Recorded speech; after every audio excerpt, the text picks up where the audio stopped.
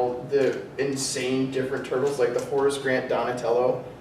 The what? Horace Grant was a power forward for the Chicago Bulls, and he wore these big goofy goggles, and Donatello got made into a Horace Grant action figure. Have you seen the ridiculously racist toys that they've had? Oh yeah! Indian Chief Leonardo, Sumo Raphael.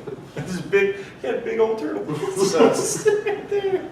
I want one. So that was really my experience with turtles when I was a kid. I mean, I watched the cartoon show every now and then. My favorite one is when Michelangelo takes the Game Boy and controls Krang's robot dude. I saw that episode the other day. Yeah, that's pretty cool. That was a good time. And then the big thing for me was the video games on Nintendo. Yeah. That, you guys ever play Turtles in Time? Yeah, Turtles in Time. Good. Is you guys have been raised properly. Have you never raised turtles? Ever played Turtles in Time? Stop by our booth at some point. We will ROM it illegally. I don't care. We'll play that game then. So good times. I had a Nintendo growing up because I'm old, and so I skipped the first Turtles game, which was okay because that game is really hard and kind of sucks. But I had the arcade port for Nintendo, and One-Eyed Jake's in downtown Iowa City used to have a Turtles cabinet, and it was the best thing ever to sip on beer and play Turtles. And that was no point in going to One-Eyed Jake's. Well, first off, it doesn't exist. Because they took out Turtles, the arcade game. I used to have dreams about going to One-Eyed Jake's and playing Turtles. That's a sad thing. Isn't it? Yeah. Well, that's awesome. What about you, Mike Chen? You're sitting here pretty quiet. I watched the cartoons.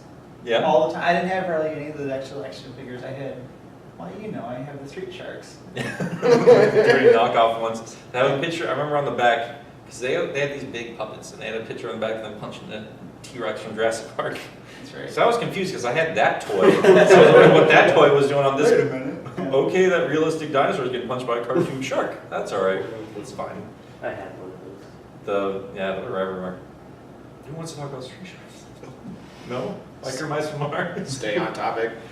That's interesting though, like when you think about it though, like this silly cartoon, it had so many stupid knockoffs. Battletoads, Street Sharks, Biker Mice from Mars.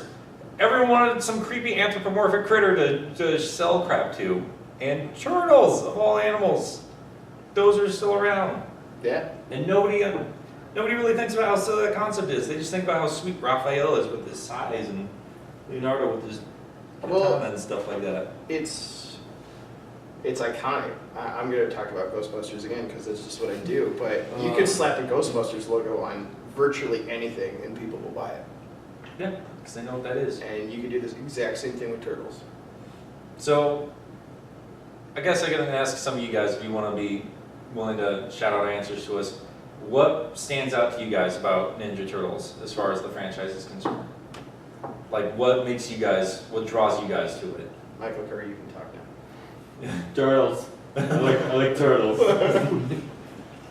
Michael Bay. It's not the correct. Yeah.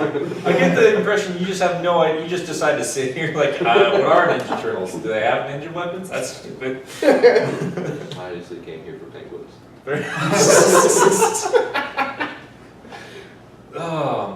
Well, they're identifying. I mean, everyone has their own character. Like, they're fun little characteristic that people can relate to.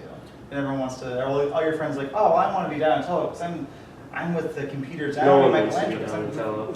Donatello. I know a couple Donatellos. Is it? That's how you can define people, and that's kind of what I thought was.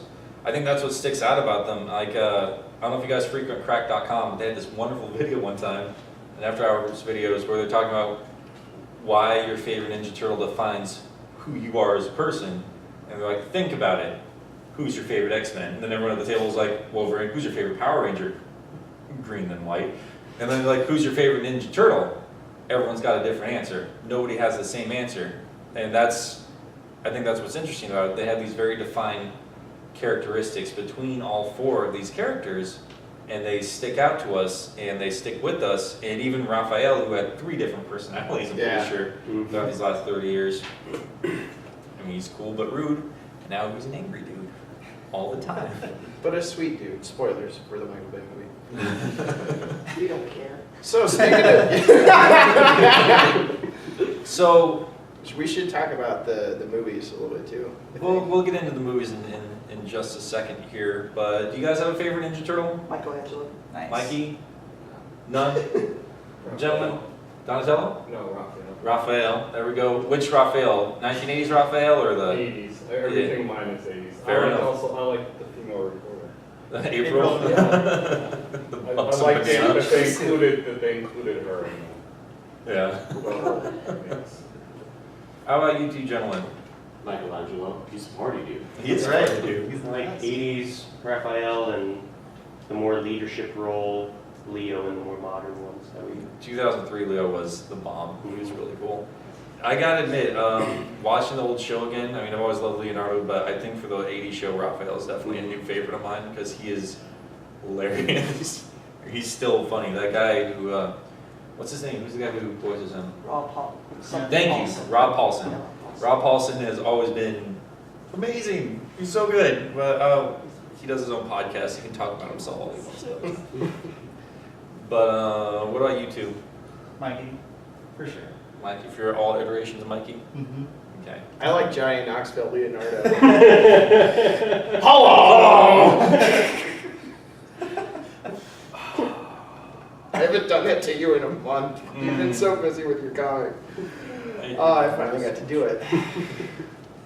So real quick, because I'm pretty sure, who has seen the 2003 show? Who's familiar with it? You're familiar with it? So that show, before we jump into the movies, because we're about to jump into the movies, that was kind of the first rebranding of the Turtles. They kind of went on hiatus for a year after the show ended, because this goofy cartoon show got kind of serious in the last season.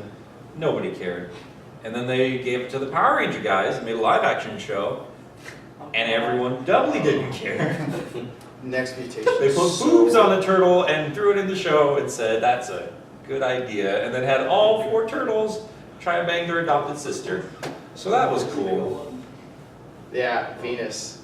That show is awful. The show was really bad. If there's anything worse than the Michael Bay movie, it's that show. It sounds like something Japan would do.